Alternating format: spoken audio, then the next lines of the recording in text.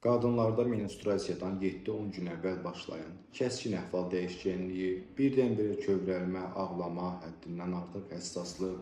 güclü qıcıqlıq və ya aqressivlik, ailə və iş münasibətlərində konfliktlərin artması, depressiv əhval, ümidsizlik, dəyərsizlik hissi, artmış anksiyete və daxili gərginlik, səbəbsiz narahatlıq hissi, marağın azalması, işə, ailəyə və ya əvvəl zövq alınan fəaliyyətlərə marağın düşməsi, konsentrasiya çətinliyi, fokuslamaqda və qərar verməkdə çətinlik çəkmə, enerji azalması, yorğunluq, aydın səbəb olmadan halsızlıq, əzginlik hissi,